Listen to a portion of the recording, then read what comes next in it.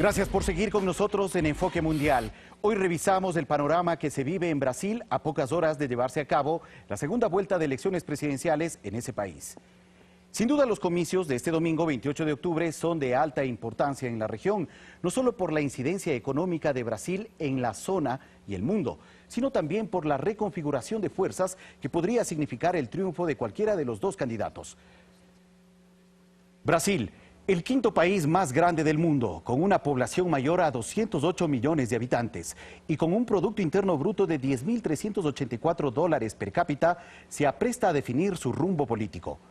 Por un lado está la posibilidad de que esta nación retorne al camino del progresismo, con un gobierno de izquierda representado por Fernando Haddad, y la otra opción por el sendero de la derecha, para ciertos sectores la ultraderecha, personificada en Jair Bolsonaro. En Sudamérica, durante los últimos años, el progresismo ha mostrado un debilitamiento frente a un resurgir de los gobiernos de derecha. Es así como se muestra el mapa político en Latinoamérica. En Colombia, Iván Duque lidera el gobierno con tendencia conservadora, al igual que Sebastián Piñera en Chile y Mauricio Macri en la Argentina. En Brasil, el propio presidente saliente, Michel Temer, está identificado con la derecha de ese país. En Perú, el poder está en manos de Martín Vizcarra, uno de los vicepresidentes del liberal PPK, Pedro Pablo Kuczynski, mientras que en Paraguay, el presidente Horacio Cartes está relacionado con el sector empresarial y se identifica también con los conservadores de su país. Solamente Venezuela, con Nicolás Maduro, y Bolivia, con Evo Morales a la cabeza, mantienen a los dos países bajo principios progresistas y de izquierda en la región. Y en las calles, ¿qué opina la ciudadanía sobre las elecciones en Brasil? ¿Quién prefiere que gane el candidato de derecha o de izquierda? Esto nos han respondido. ¿El domingo en Brasil hay elecciones para presidente? Sí, sí. ¿A usted le gustaría que gane la izquierda o la derecha en ese país? Yo la izquierda. ¿Por qué? Porque estoy de acuerdo con la izquierda, porque la izquierda está siempre a favor de la clase trabajadora. Bueno, desconozco realmente de la parte internacional por este momento. ¿Usted le gustaría que en ese país gane la izquierda o la derecha? Bueno, depende de la ideología de cada persona, yo estaría por la izquierda. Sí, sí estoy informado. ¿A usted le gustaría que gane la izquierda o la derecha en ese país? La izquierda, por supuesto. Confabulados con el imperio, interesados en que los gobiernos progresistas no surjan, pero se vendrán días mejores para la sociedad latinoamericana sobre todo. Y para analizar la situación política, económica y social que vive Brasil a pocas horas de las elecciones, se encuentra con nosotros Esteban Santos, docente de Ciencias Políticas y Relaciones Internacionales de la Universidad de las Américas. Esteban, bienvenido, muchas gracias por estar en Enfoque Mundial. Muchas gracias a ustedes. Bueno, para arrancar esta entrevista, ¿qué le espera a Brasil en las elecciones de este 28 de octubre? Salvo que se dé algún tema de fuerza mayor, algún cambio realmente radical, la suerte ya está echada en el Brasil. A mi criterio, el señor Bolsonaro será el nuevo presidente del Brasil. El candidato de la derecha, para algunos de ultraderecha. Y creo que hay que decirlo con nombre y apellido. Es un candidato abiertamente homófobo, abiertamente racista, fascista inclusive.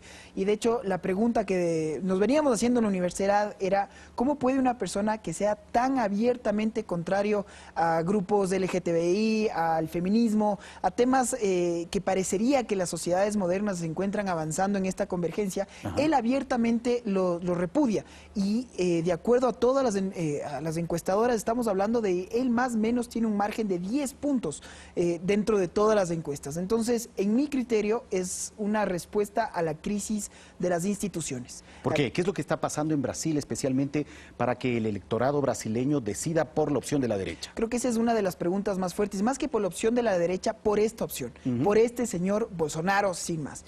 Brasil ha sido una de las cunas, lamentablemente, donde se destapó toda esta crisis de lo que fue la trama Lava Jato, todo el problema de Odebrecht, todo el escándalo escándalo de corrupción que atañó a toda América Latina y fue un escándalo sin precedentes, que tenemos al vicepresidente del Ecuador preso, tenemos una repercusión básicamente en el país de la región que vayamos regresando a ver, salvo Venezuela, porque todavía estamos cooptados en un estado de no derecho ahí, toda la región ha tenido y se ha visto salpicada. Entonces, lo que está pasando en este momento es que en todas las encuestas, primero estaba el señor Luis Ignacio Lula da Silva. Así es. Lula está arrestado, Lula no puede participar en las elecciones porque justamente fue, ya ha tenido una sentencia en firme en donde fue declarado justamente por un lavado de dinero por haber aceptado un departamento por parte de la constructora OAS. Entonces, ¿quién está en reemplazo? Básicamente el candidato puesto a dedo por el señor Lula. Fernando Haddad. Correcto. Y Fernando Haddad no tiene el carisma que tiene Lula. Es un abogado que básicamente, si bien ha tenido cargos públicos, no ha sido una figura de relevancia dentro del ardid político del Brasil. Su experiencia se ha desarrollado más en el ámbito académico. Correcto. Y sobre todo creo que aquí este es el tema de fondo.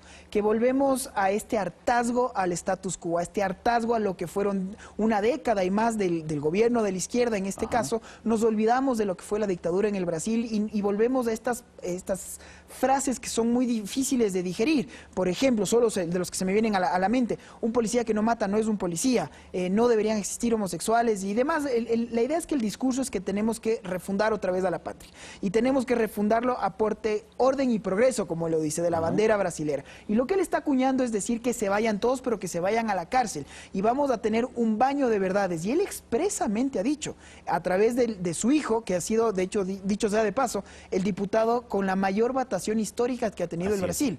Y él lo que llegó a decir es, si es que el Congreso no se alinea con nuestros intereses como tal, pues no tenemos ningún problema en disolverlo. Lo que la gente pide y exige es este baño de verdades y vamos a meter, entre otros, al candidato Fernando Haddad a la cárcel.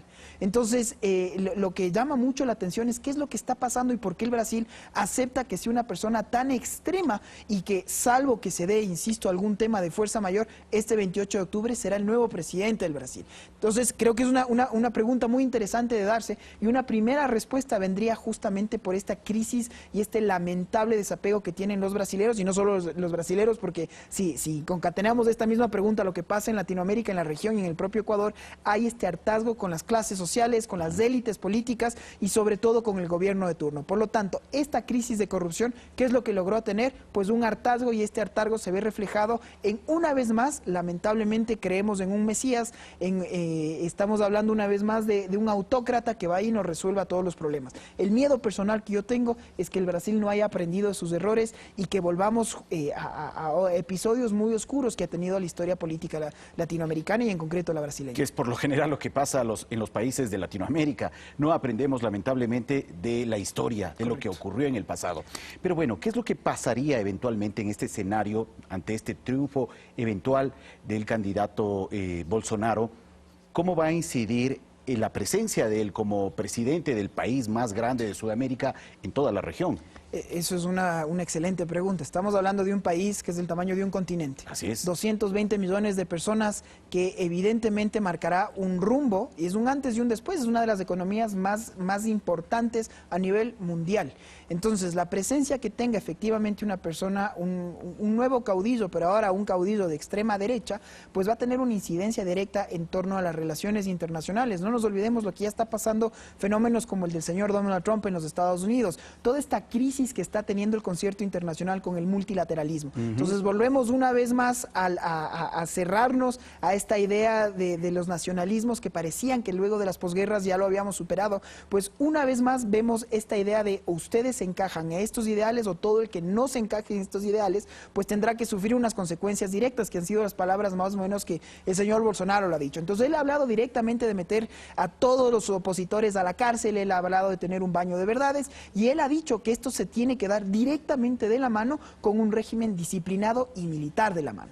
Entonces, por supuesto que esto va a tener una repercusión muy importante. Ahora, lo que estamos por entender y por ver es si es que justamente los organismos internacionales, la coyuntura del concierto internacional va a poder hacerle frente a lo que a todas luces el señor lo está diciendo con nombre y apellido. Se viene uno de los cambios más radicales de extrema que ha tenido el Brasil en toda su historia política. ¿Estamos pensando en un Bolsonaro equivalente a un Trump en chiquito? para nuestra región. Y para efectos de ser aún más provocador, yo inclusive me lo permito comparar qué fue lo que pasó con Hitler luego de la Segunda Guerra, en la época de posguerras, con la Alemania previo a que inicie esta idea de la Alemania nazi. Entonces teníamos un país en donde el discurso fue el problema de los que fueron los corruptos, el problema de por qué lograr exacerbar un nacionalismo, este fervor popular de todo el que piense diferente a nosotros, de quién es el culpable de todos nuestros problemas, de cómo vamos a restar, cómo vamos a acabar y cómo vamos a resurgir y renacer como Estado. Estas mismas ideas son las que el señor Bolsonaro expresamente las está acuñando. Hay un equivalente del discurso de Bolsonaro con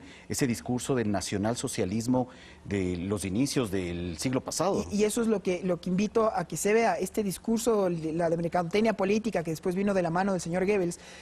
Veamos, el uno dice que era de extrema izquierda, el nacionalsocialismo, justamente lo que estábamos hablando en esta época de la Alemania a priori antes del inicio de la Alemania nazi. Bueno, con lo que estamos teniendo ahora con un candidato a la extrema, supuestamente derecha sin más. Pero vemos que el discurso sigue siendo lo mismo.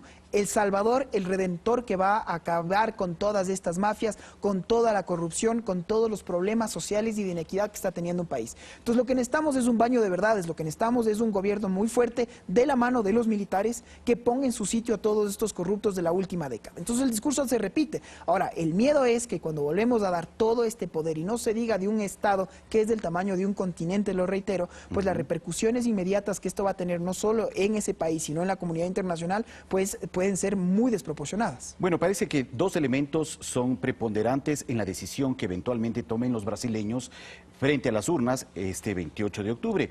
El uno es el tema que ya habíamos abordado, la profunda crisis basada en los casos de corrupción que se destaparon y que involucraron a varios países de la región.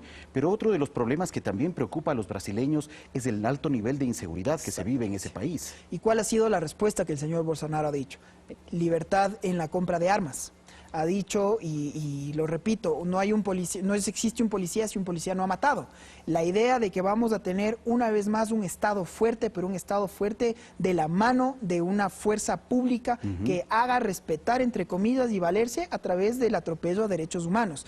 Entonces, el Brasil es uno de los países con mayor desigualdad y desequilibrios sociales, no solo en toda América Latina, ipso del mundo entero como tal. Entonces, hay unas inequidades muy importantes, hay unos índices de pobreza, de desempleo muy elevados. Y todo esto a este caldo de cultivo le sumamos lo que ha sido de la destapada de esta trama de corruptela que tuvo su zona cero en el Brasil, pues entonces nos da el caldo de cultivo perfecto para que nazca una vez más un nuevo Redentor. Y este Redentor que abiertamente lo ha dicho, este Redentor que abiertamente dice que no deberían existir homosexuales, que no deberían existir estas minorías y que expresamente, si ustedes no se igualan o no se encuadran en lo que es mi discurso y mi posesionamiento, pues entonces no tendremos ningún problema en reprimirlos y expresamente alienarlos de la sociedad. Este es un discurso demasiado impactante para un 2018 cuando entenderíamos que la globalización y que los derechos de las mujeres, los derechos de los homosexuales y de las minorías como tal, ya deberían ser reconocidos. Estamos teniendo un retroceso sumamente importante. Ahora, el miedo y el riesgo es hasta qué nivel, hasta qué monto. Entonces, esta memoria cortoplacista, porque hemos tenido, sí, una década, las nuevas generaciones, Brasil es un pueblo joven, y los nuevos votantes, pues básicamente lo que han vivido fue este colapso de la izquierda a través de este conglomerado de poder que tuvo Lula da Silva, que parecía ser el candidato del pueblo, el candidato que venía pues justamente de los sindicatos, que no venía de nombres de familia o no venía de un estirpe social alto. Pues entonces este fracaso, esta desconexión que tuvo con las masas populares, pues lo que tiene como respuesta es una persona que a todas luces él advierte de lo que va a hacer. No tiene ningún amparo en decir, pues yo vengo a poner orden, y vengo a poner orden pateando el tablero y justamente diciendo, usted, señor Lula, se va a podrir y se va a morir en la cárcel, lo que le dijo. Y con todos sus séquitos. Entonces volvemos a esta política de juego de suma cero. Tú eres bueno, yo soy malo. Y todo lo que no sea de esta forma, insisto, el problema del juego de suma cero, porque en una democracia el miedo que tenemos es que, miren, los índices de conflictividad que está pasando en el Brasil son lamentablemente muy altos, y lo que estamos pues es al vértice de un conflicto social que no queremos sino imaginar, y esperemos que esto empiece a descalar. No creo que esto sea, y si todo esto se llega a dar, pues es una crónica de un triunfo anunciado de una persona que que no ha tenido ninguna empatía, ningún despacho en decir lo que realmente es. Y realmente hay un colapso de la izquierda y del progresismo en la región de forma general, porque hemos visto los recientes resultados electorales. En Colombia, Iván Duque está en la presidencia, Martín Vizcarra, el sucesor directo, uno de los vicepresidentes del expresidente Pedro Pablo Kuczynski. Que tuvo que salir de la presidencia otra vez por el escándalo de Brecht. Exactamente. Tenemos también al presidente Piñera en Chile, tenemos también en Paraguay un gobernante con clara tendencia de derecha, muy cercano al sector empresarial, ahora con la posibilidad cierta de que en Brasil el nuevo presidente también esté alineado con con el sector de la derecha, de la ultraderecha. ¿Qué es lo que está pasando en la región? ¿Hay un descontento generalizado del progresismo? ¿Hay una decepción? Y mira, yo trato de ser muy cauto con esta palabra progresismo porque tiene una connotación importante. Y también con este hecho de soy de izquierda o soy de derecha, y siempre lo he dicho en algunos foros. ¿Por qué hablamos de que soy de izquierda o soy de derecha? Esto simplemente tiene una respuesta histórica de dónde se sentaron en la Asamblea Nacional en Francia, en la Revolución Francesa, los girondinos y los jacobinos. Así es. Los más conservadores de un lado y los más liberales del otro, y desde ahí vienen esta cuñada de derecha o de izquierda como tal. Pero es muy cierto, se da un cambio muy importante en el péndulo que siempre decimos en Latinoamérica. Hay un cambio muy importante en la Argentina con Macri, hay un cambio muy importante, parecería en el Ecuador como tal, porque decíamos que somos un gobierno de izquierda. Yo creo y espero que sea un poco más el pragmatismo lo que está ayudando a que el país tenga este también baño de verdades que todos los ecuatorianos estábamos pidiendo, porque volvemos otra vez a la crisis de la institucionalidad y a la crisis de justamente poder tener un respeto hacia todos los estamentos del Estado. Esto se vuelve a pasar y se replica en el Perú, en Colombia con sus propios problemas, con toda la paz que estábamos hablando, el conflicto FARC-Colombia y demás. Paraguay, como muy bien lo has mencionado. Brasil parece ser, es el único país que no habla español en la región y es un país continente. Entonces, con esto se configura y quedaría básicamente como nuevos gobernantes México, a la luz de un líder absolutamente populista, AMLO, como se le conoce al señor Andrés Manuel López Obrador, y que sería esta única discordia, entre comillas, de lo que parece ser ya una tendencia irreversible. Quedan gobiernos un poco más parias, alejados, como Venezuela, que en mi criterio... medio de una lluvia de críticas. Y no solo eso, yo creo que a la luz del derecho internacional es la definición de un Estado fallido. Le sigue muy de cerca Nicaragua, muy lamentablemente. Vamos a ver en qué acaba el tema de Bolivia, porque pese a que el señor Evo Morales ya perdió un referéndum para volverse a reelegir, él ha dicho que el tema no está perdido y todavía hay una lucha política interna por ver en qué se define esto. Entonces, claramente hay un cambio ahí y yo creo, y aquí la pregunta del millón es, ¿vamos a lograr lo que siempre hemos querido como Latinoamérica? Estas instituciones, la integración como tal, ¿vamos a poder revivir